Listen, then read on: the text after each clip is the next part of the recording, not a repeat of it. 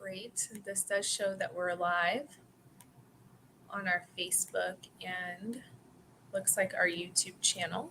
So I will just give this a couple of minutes before we officially kick off and get started for our program today.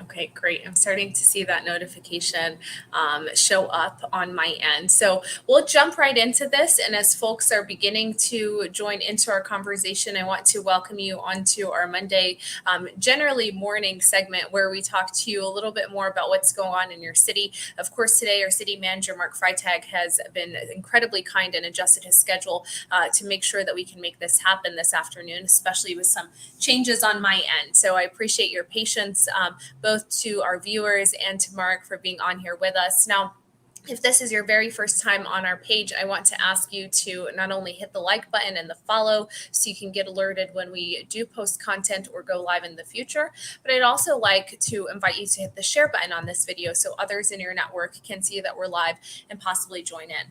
Now, if you're viewing this at a later point in time and we're no longer live, then I still want to welcome you on to here and thank you for taking the time to get caught up, whether it is in the afternoon, evening, or even on a weekend.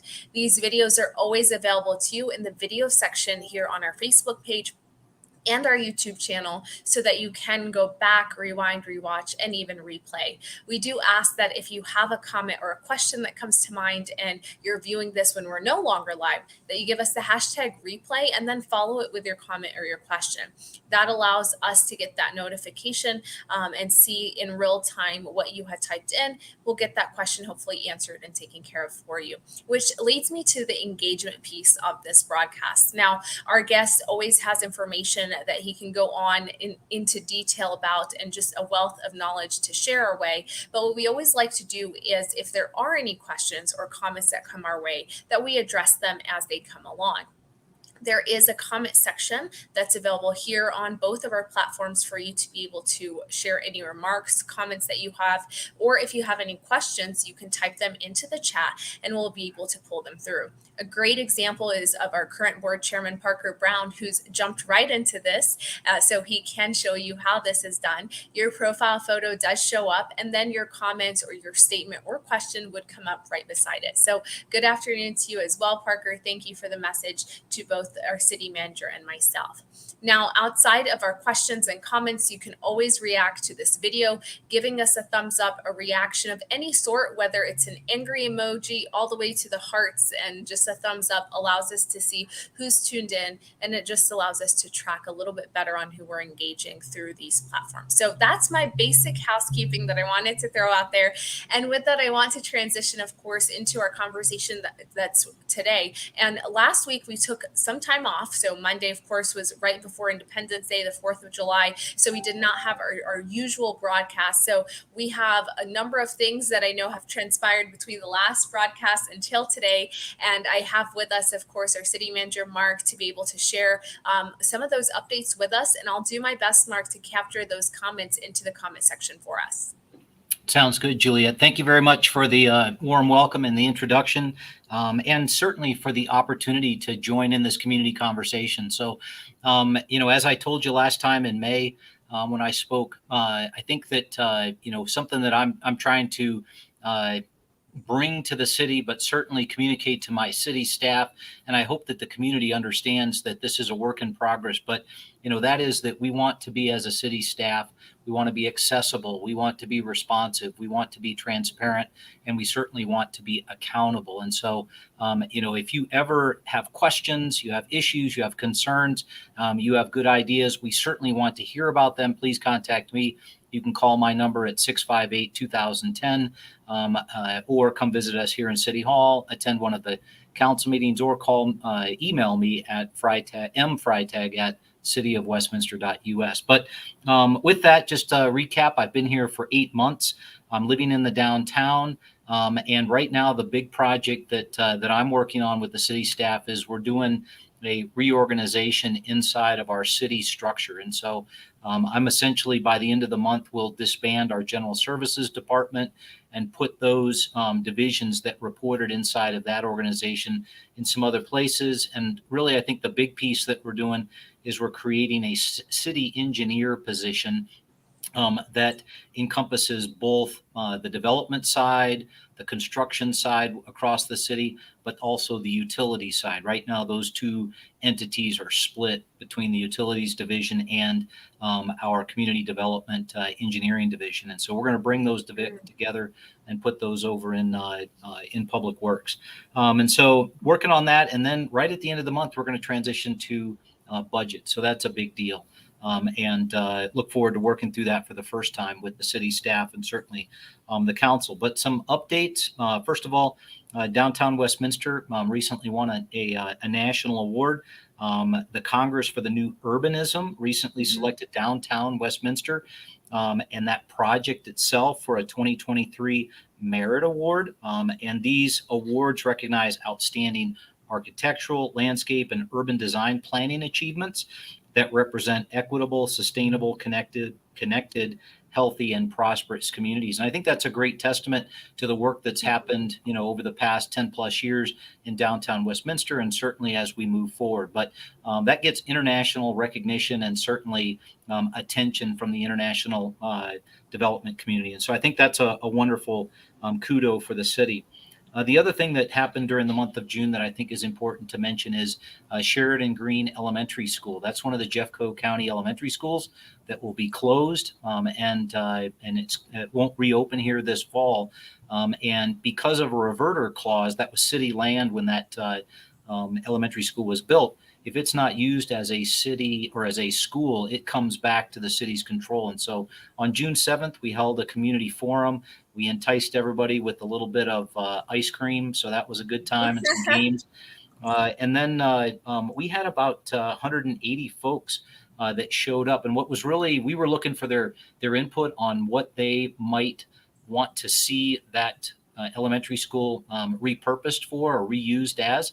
And, frankly, we had a lot of folks that came to say goodbye to the school, a lot of folks that came and shared memories, a lot of folks that brought, memorabilia and things like that, yearbooks, for example. And it was really just a wonderful community building and remembrance opportunity. But we got some great input from the community, and we're going to come back at right before Labor Day and re-engage the community and certainly the neighborhood with what we expect, or what those ideas that people generated, what they might look like. And so we've had some inquiries about purchasing the thing from the city. We've had folks that, talked about the needs for daycare, community meeting space, a home for some nonprofits, and on and on and on. And so lots of great ideas came forth. And I would tell you, if you really are still interested in doing or providing any input, I would encourage folks to visit our city website /Sheridan Green. That comment period is still open, and people can provide any feedback that they'd like to as far as how that gets reused. And so that landing page again is our city website /Sheridan Green. Since we're talking about Jeffco County Schools, I'd remind everybody that there are 2 other elementary schools that are in the process of closure by the school district. And so those are the Zerger Elementary School and Witt Elementary STEM School. Those remain property of the school district. And so the school district with their consultants are working through how to repurpose those. And so those are in their lane. Sheridan Green is in our lane. And then we did get some updates from the school district that they intend, as they do their second round with middle schools, one middle school here in Westminster will be included, and that's Moore Middle School. Future details about that are forthcoming. The other thing I wanted to talk about that we did during June was Saturday, June 10th, the mayor and U.S. Representative Brittany Pedersen and other dignitaries from around the area celebrated the grand opening of the Sheridan Underpass, which is a new US 36 bikeway underpass that connects the west side, downtown Westminster, and the trail with the RTD and the eastern side of the trail. And so it was one of those long awaited projects, $6+ million in funding, just a great addition to our offerings here in Westminster, and it really provides that connection south of Sheridan and US 36 to north and Sheridan, north of Sheridan and 36. And so it's a commuter highway for bicyclists, and we're very, very excited that it's opening and it's functioning. And frankly, I think it will be an incentive for people to want to live, work, and play in downtown Westminster. Something else that I thought I would talk about briefly is something that's coming up this Wednesday. And so just as a reminder to everybody, downtown Westminster will host a major commercial real estate event, and that is Biz Now is holding the Metro Denver Northwest Corridor event this Wednesday, July 12th from 8 a.m. to 11:15 a.m. And that's at the Aspire Market Hall in downtown Westminster. The mayor will provide some opening remarks. There'll be a panel on downtown Westminster called Bold Redevelopment and Bold Results. And then there'll be another panel on the future of the Northwest Corridor. And so we're excited about that.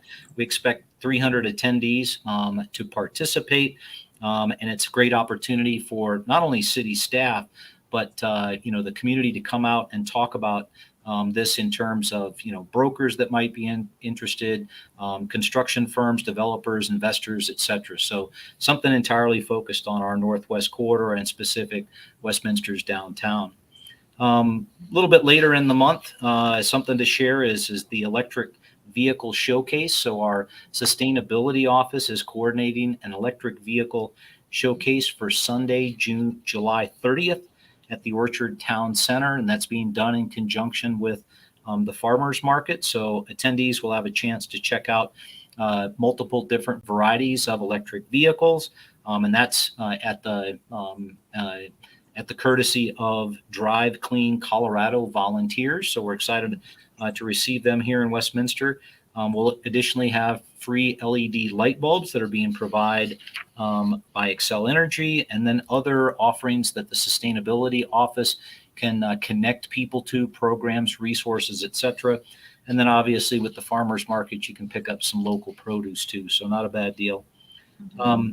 Another thing to talk about briefly is the Community Development Block Grant public comment process continues. It's open for our annual action plan. And just as a reminder, we get annually about just shy of $600,000 to put towards things in previous years, like emergency and essential home repairs for low to moderate income residents, capital improvement grants for the preservation of affordable housing, and then support for homeless initiatives, and then some streetscape improvements in low to moderate income areas of the city. And so if you want to provide input to that, thoughts, recommendations on how that money ought to be utilized, you can visit our city website. That annual action plan is there for people to review. And then you can also go to our send an email with comments to cdbg@cityofwestminster.us. And that's an opportunity for folks to review the document and then to provide commentary. But again, that will be closing here shortly. So please, if you want to participate, we ask people to do that. If I've still got a little bit of time, I'd talk about State Prop 123. Yes. Okay. Do you mind if I just jump right in quickly, go ahead. just to Sure. recap for some folks? Because I see a couple that have kind of jumped in and on and off with us. And a quick comment came to us from Brian Head giving a quick good afternoon message our way. We've talked about a number of things that are going on, so I'm so thankful that you're able to come on here and share with us. Budget process is going to be kicking off soon. that this new creation of an engineer type position for development and the engineering component within the city and some of those I would say readjustments to roles that you might have within the walls of City Hall, all the way to congratulations, of course. We saw the announcement of that award by the Downtown Westminster. It is a great kudos and an opportunity to know that others are looking at us not only as an example, but are seeing it as such a positive example and things that they can do as a takeaway from. We've even talked about some of the school closures and the Sheridan underpass. A quick question that I've heard as of late that I wanted to throw your way, and this is not a question that's come through for us, but it's more of a comment that I've heard casually, and I hope that maybe we can try and clarify that in our answer for folks to know. So we discussed with them how Sheridan Green Elementary School will be closed. It won't reopen this fall. The city has been active in going out there and seeking that input from residents on what they would perceive the space to be used for. Over 85 folks, as you just shared, came in and provided that input. That being said, I've also heard, and let's debunk this if it's not true, right, that the land itself is city owned, but that the building is owned by the schools. Now, in hearing what you're sharing, and that's if it's no longer a school, then it goes back to the city. Is that an accurate? The building and the land would go back to the city, or would it be a situation where the city owns the land and then the building would still have that influence from the school on what would come in next? Yeah, it's very crystal clear, and that is city land with the building on top of it, previously owned and operated by the school district. When they don't use it as a school itself, the entire property with any improvements made to it come back under city control. And so we will have the full authority to, reuse that as we see fit. And obviously we'll take people's feedback. We're very, very interested in people providing that information. We'll present those options to the council, and then the council will make that ultimate decision about its reuse. Absolutely. Well, thank you so much for providing that added context. For those of you that might be interested in providing input on what that might look like, Mark mentioned that there's still that opportunity to do so. I've pulled the links for you and I've placed those in the chat section. You can access them whether you're watching this on Facebook or YouTube platform. If you're wanting not just the overview of the page, but you just want the survey directly for whatever reason, you don't even want to read anymore, right? The survey link is also included directly for you as well to be able to access that and provide your feedback. We also touched a little bit more about this event that's going on here in our downtown, mainly for those that might be interested in knowing what's available from a real estate perspective, from a development perspective. And we've even touched on the electric vehicle showcase, which is super exciting. And I have a feeling that Paul over there at City Hall might have been one of those involved in this project and getting that up and going out there at the orchards. Absolutely. We've also shared about the CDBG, the public comment period that's available and open. We've included the details of when that window is, and we're also going to go ahead and drop in, and I have the availability of when you can provide public input date-wise in there. If you're interested in the actual draft, I'm just quickly going to pull that up on the screen. It's also included in the chat section for you to be able to go back to. I don't see any comments that have come through. I've tried to do my best, Mark, and just capturing some of the things that we were discussing. But I'll turn this back over to you to maybe continue to share, especially on that prop that you wanted to speak to our folks about. Yes. Well, thank you. And so Proposition 123 was recently approved, and we invited the folks that are going to be administering that to visit the council and talk with the council and study session during the month of June. So we received a presentation from DOLA, the Department of Local Affairs, and then jointly with our city economic development staff. Prop 123 will provide affordable housing financing, affordable housing home ownership program, support for programs serving persons experiencing homelessness, and local planning capacity development grant to support affordable housing initiatives. What's important is that cities or counties have to opt in to this program, and whether the city uses it or a development or a developer working with the city must first opt in. And so we presented that to the council and they chose to opt in. And so we have drafted and submitted a letter of commitment to DOLA, which is our opt-in responsibility. And so that will open up a whole lot of doors and specifically a whole lot of funding for development that meet those criteria within the city limits. And then the last thing I would just point out, I talked about this during my May appearance, and that is we do have lots of training offerings that the city provides, certainly to the business community and offers. And the next one is coming up on July 26th. It's a Wednesday. It goes from 12 p.m.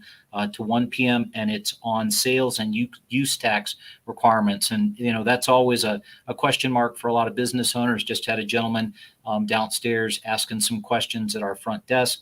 And so if you go to our city website, you can register to take those classes. But again, that's an opportunity for folks to learn and get educated on how sales and use tax works here within the city. And that really is the presentation this afternoon. Happy to answer any additional questions that you, Juliet, have, or the listeners.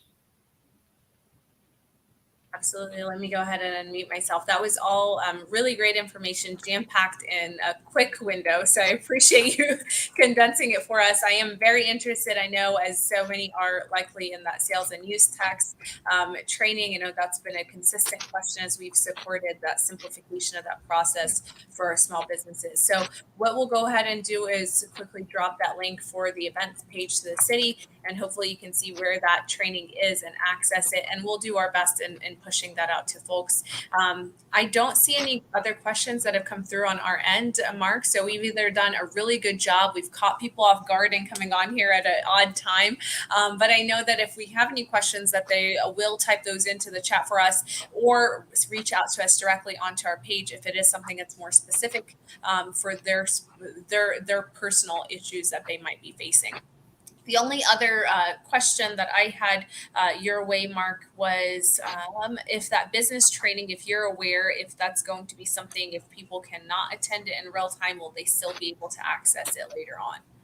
Yeah, let me, I don't know whether they're going to record that, Okay. but I will certainly find out and follow up with you, Juliet. Okay, terrific. And for the meeting that you mentioned that's here in our downtown on Wednesday, is that open to the public? You shared it's about 300 people that are coming, which leads me to believe that there may have been an RSVP process or specific folks that were invited out to that. So just want to clarify that in case someone hears it and then they're like, oh my gosh, where is this? And if they can or can't attend. Yeah, absolutely. I mean, it's open to the public. Certainly want to see folks come. I know that it was disseminated through the business community and contacts like that. But frankly, if somebody wants to stop in, it's a city-hosted event, and we encourage folks to come learn more. Excellent. Well, thank you so much, Mark, for spending some of your afternoon with us. I don't see any additional questions, but if any come our way, I will be sure to let you know. And then for those of you that are tuned in, before we completely wrap up, I do want to emphasize that invites have gone out. Save the dates have been open. It's early bird registration right now for our State of the City event on Wednesday, August the 23rd. And this is an annual event that's presented by the City of Westminster in partnership with the Chamber. We're hosting it at the fabulous DoubleTree here in Westminster. And so if you are interested in hearing updates on what's been happening in our community, city improvements, developments, projects, all of that amazing work that's being done, come out and listen to our keynote, our mayor. And then this year we're doing a fireside chat with some of our more leadership roles, our senior leadership roles that have been in place for those officials that have been in place for just under a year or so. So you'll hear from our city manager who's on here with us. You'll hear from our police chief, and then you'll hear from someone out in our fire department as well. So bring your questions, bring your thoughts and a pen and paper, and be sure that you register now because early bird will close here in a little while. And we always get those folks that are curious, when is that open? When is that ending? Early bird runs for another couple of weeks or so, and then it'll close out. But the registration's open for August the 23rd. We'll hope to see you then. And Mark, thank you so much for being on here with me. I look forward to seeing you personally sometime soon. All right. Take care, Juliet. Thank you very much. Bye-bye.